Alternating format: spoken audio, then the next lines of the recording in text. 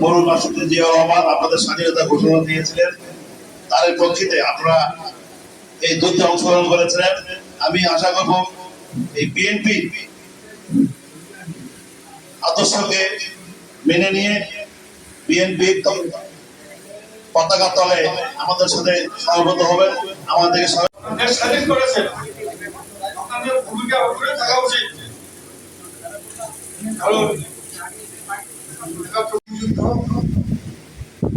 এদেশের জাতীয় সংগীতকে যারা এখনো স্বীকার করে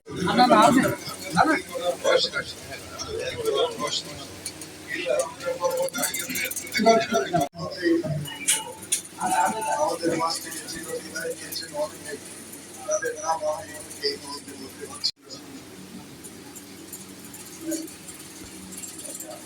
সরকার প্রধান পালিয়ে গেছে, তাদের সমস্ত কার্যক্রম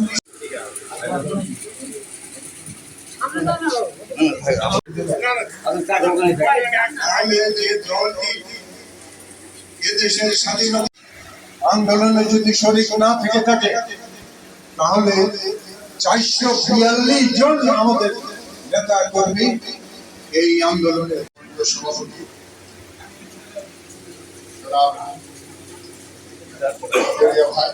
সহ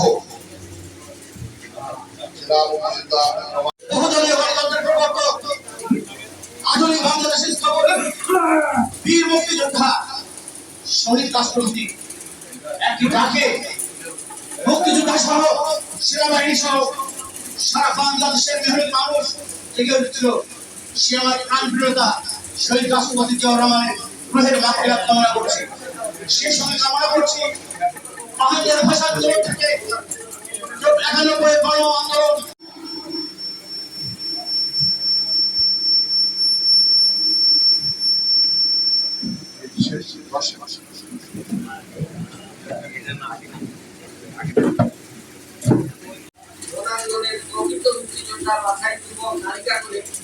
আগামী 45 দিনের মধ্যে কেন্দ্রীয় কমান্ড কাউন্সিলে প্রেরণ করতে হবে। সর্বশেষ দিনাজপুর জেলায় ইউনিট কমান্ড এবং তার অধীনস্থ সকল উপজেলা থানা কমান্ড এর বাৎসরিক আয় এবং ব্যয় 700 লোক সম্মুখ যুদ্ধে পাকিস্তানি বাহিনী পরাভূত করে দেশ মাতৃকার জন্য যারা অবদান রেখেছে তাদের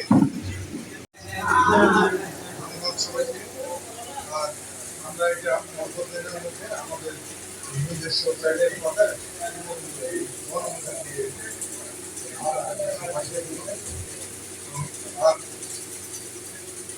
কিছু না বলে সবাইকে শুভেচ্ছা ধন্যবাদ দিয়ে আমার শেষ করছি। বাইরে যাও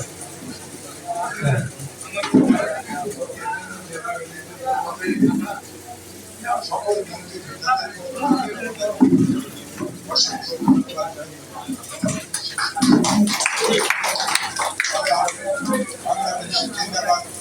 শহীদ রাষ্ট্রপতি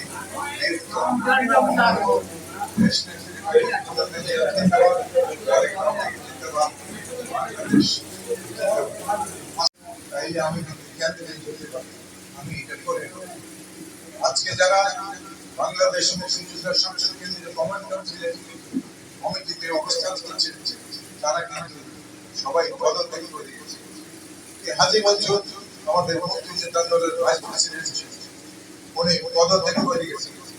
আজকে বাংলাদেশ মুক্তিযোদ্ধা সংসদ কেন্দ্রীয় কমান্ড কাউন্সিলের যিনি মহাসচিবের দায়িত্ব পালন করছেন উনি মুক্তিযোদ্ধা দলের আমার বন্ধু সাদেক খান মহাসচিব ছিলেন।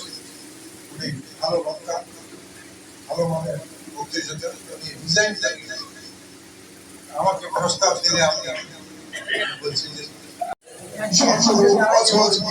আন্দোলন করে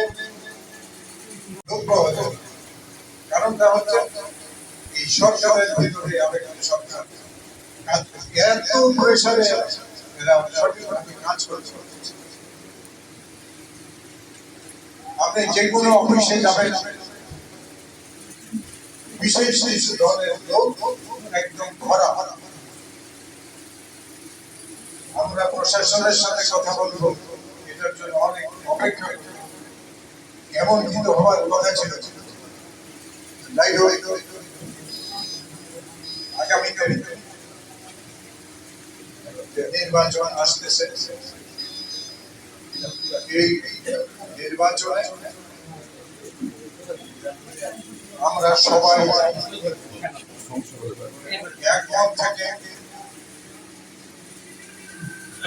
এবং মুক্তিযোদ্ধা সংসদে পতাকা তলে একত্রিত হয়ে একযোগে কাজ করব, এইটা আহ্বান আগ্রহ আপনাদের প্রতি। পাশাপাশি আমরা বিগত দিন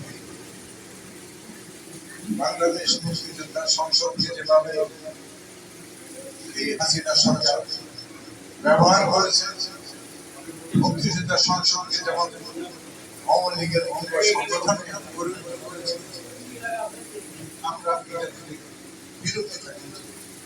তার প্রমাণ স্বরূপ আমি যদি জাতীয় তাদেরকে বাড়ি থেকে ধরে এনে গুলি করা হয়েছে, আন্দোলন